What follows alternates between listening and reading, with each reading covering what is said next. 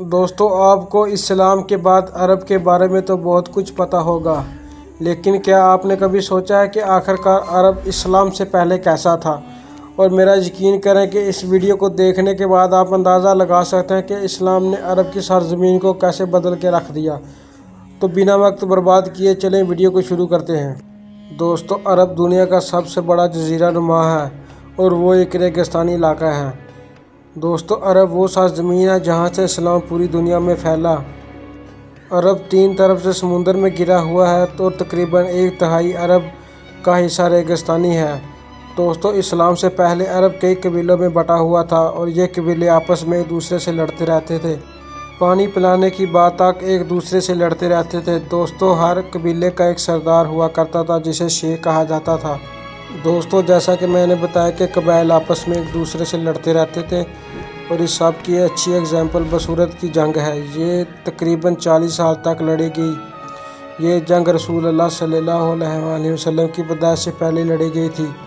دوستو یہ جنگ بنو بکر اور بنو تغلیب کے درمیان لڑی گئی تھی اور اس عرب کی سرزمین پر کوئی بھی قانون نہیں تھا۔ اس وقت میں عرب میں عورتوں کی زندگی بسنا بدتر تھی۔ عورتوں کے پاس نہ ہی کوئی حق تھا اور نہ ہی کوئی انہیں عزت دیتا تھا۔ لوگوں کو غلام بنا کر رکھنا، جیسے حبشیوں کو غلام بنا کر رکھنا، عربیوں کو شوق تھا۔ اسلام کے پہلے عرب میں لوگ بتوں کی پوجا کرتے تھے اور اس دور کو دور جہالت بھی کہا جاتا ہے، یعنی کہ ایج آف اگنورنس۔ پھر بتوں کے علاوہ عرب لوگ سورج، چاند، ستاروں کی بھی عبادت کیا کرتے تھے اور نہ ہی ایک خدا میں یقین رکھتے تھے۔ دوستو صرف کعبے کے اندر ہی 360 بت موجود تھے۔ دوستو اس وقت کے عرب میں صرف آدمیوں کے پاس ہی سارے اختیار تھے۔ ایک آدمی کتنی عورتوں کے ساتھ شادی کر سکتا ہے؟ اس کو ہٹا کر اسلام نے صرف 4 شادی کی اجازت دی۔ شراب کا نشہ کرنا عربیوں کے بیچ عام تھا۔ لوگوں کو غلام بنا کر خریدنا اور بیچنا عام تھا۔ دوستو اس وقت یہودی عرب کی سرزمین پر سب سے زیادہ دولت مند والے لوگ تھے، جن کے پاس خوب ساری زمین تھی۔ دوستو اس وقت عرب میں آدمی اور عورت اس طرح بیچے جاتے تھے جیسے جانور۔ اگر عرب میں کوئی شہر اس وقت موجود تھا تو وہ مکہ اور یثرب جو حجاز میں موجود تھے، اور مکہ کے زیادہ تر لوگ تاجر تھے۔ تاجر کی وجہ سے یہ لوگ مختلف علاقوں کا سفر کیا کرتے تھے۔ تجارت کی وجہ سے یہ عربی سیریا، یمن، ایران میں جایا کرتے تھے اور ہندوستان سے بھی عربیوں کے رشتے بہت پہلے سے تھے۔ اس وقت عرب میں کوئی بھی سرکار نہیں تھی۔ سالوں تک عربی ایسے ہی رہا کرتے تھے۔ صرف قبیلے ہی ہوا کرتے تھے جو اپنے لوگوں کی حفاظت کیا کرتے تھے، چاہے انہوں نے کوئی جرم ہی کیوں نہ کیا ہو۔ تقریباً 7 طرح کے لوگ عرب میں موجود تھے۔ پہلے تو جو بتوں کی عبادت کیا کرتے تھے اور کعبے میں 360 بت رکھے ہوئے تھے۔ دوسرے جو کسی کو بھی نہیں مانتے تھے۔ تیسرے زندگی میں جو 2 خداؤں کی عبادت کیا کرتے تھے، ان کا ماننا تھا کہ یہ دونوں خدا آپس میں ایک دوسرے سے لڑ رہے ہیں۔ جو ستاروں کی عبادت کیا کرتے تھے۔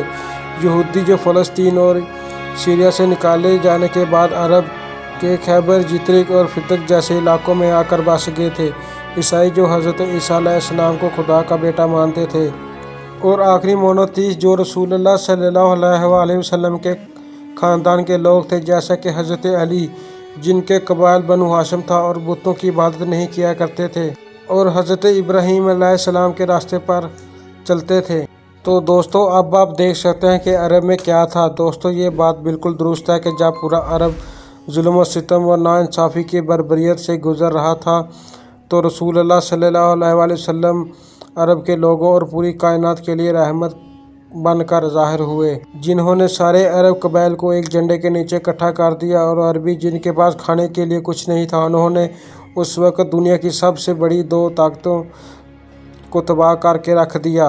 اور اللہ نے قرآن کی شکل میں ان عربیوں کو علم دیا۔ وہ عربی جہاں غلاموں کے ساتھ ظلم ہوتے تھے، اس عرب میں اسلام نے حضرت بلال کو ایک اہم مقام سے نوازا۔ وہ عرب جہاں پر عورتوں کے پاس کوئی حق نہیں تھا، کوئی بھی رائٹ نہیں تھا، دوستو عورتوں کو کچھ نہیں سمجھا جاتا تھا، وہاں اسلام نے عورتوں کو عزت دی۔ اور اب آپ اندازہ لگا سکتے ہیں کہ اسلام نے کیا کیا۔ اور آپ کو لگتا ہے کہ جو لوگ اسلام کے خلاف لڑ رہے ہیں وہ کبھی کامیاب ہو پائیں گے؟ بالکل بھی نہیں۔